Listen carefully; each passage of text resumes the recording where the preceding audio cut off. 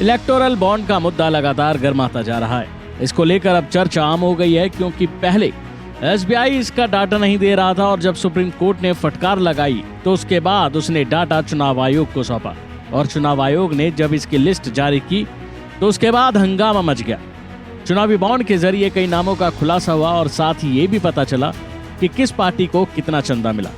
लेकिन इस पर टीएमसी और जेडीयू का जो बयान सामने आया है वो वाकई सुनने के बाद आपको हैरान कर देगा।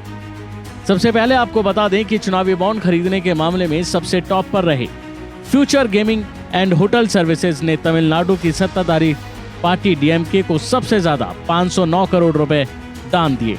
वहीं चुनावी बॉन्ड के इन लाभार्थियों में टीएमसी और बिहार की सत्ताधारी जेडीयू भी शामिल है।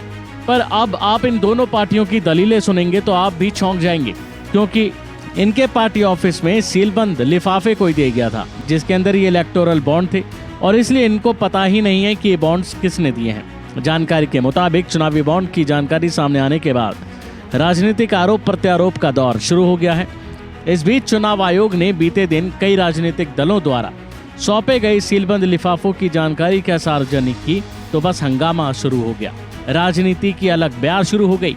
इस जानकारी में टीएमसी और जेडीयू ने आयोग को अपने कुछ देनदारों के नाम छिपाने के लिए अलग जवाब दिए, जिसे सुनकर आप भी चौंक जाएंगे। दरअसल 2018-19 के अपने चुनावी बॉन्ड के खुलासे में दोनों पार्टियों ने अजीब सी बात कहते हुए कहा कि कुछ गुमनाम व्यक्तियों ने उनको दान दिया है। बंगाल की सीएम ममता बनर्जी की पार्टी टीएमसी ने कहा है कि किसी ने कोलकाता में हमारे ऑफिस में सीलबंद चुनावी बॉन्ड रख दिए जिसका हमें कुछ पता नहीं। इतना ही नहीं, जेडीयू ने 30 मई 2019 को चुनाव आयोग को बताया था कि 3 अप्रैल 2019 को एक व्यक्ति पटना स्थित हमारे ऑफिस में आकर सीलबंद लिफाफा सौंप गया।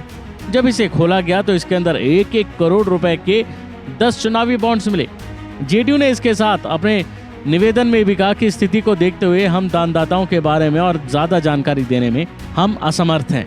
जाहिर है कि टीएमसी ने किसी भी दान देने वाले के बारे में नहीं बताया, लेकिन पार्टी ने बताया कि पहचान भारतीय स्टेट बैंक द्वारा जारी किए गए यूनिक नंबर वाले चुनावी बॉन्ड की मदद से हो सकती है, क्योंकि एसबीआई इन बॉन्डों का एकमात्र जारी करता है और जिन लोगों को बॉन्ड जारी किए गए थे उन्होंने अपने पैन कार्ड, पहचान प्रमाण पत्र सहित केवाईसी दस्तावेज जमा कर दिए हैं। इसलिए बैंक के पास उन सभी बॉन्ड धारकों का विवरण रहता है, जानकारी रहती है और बैंक ही बता सकता है कि ये बॉन्ड देने वाले कौन हैं।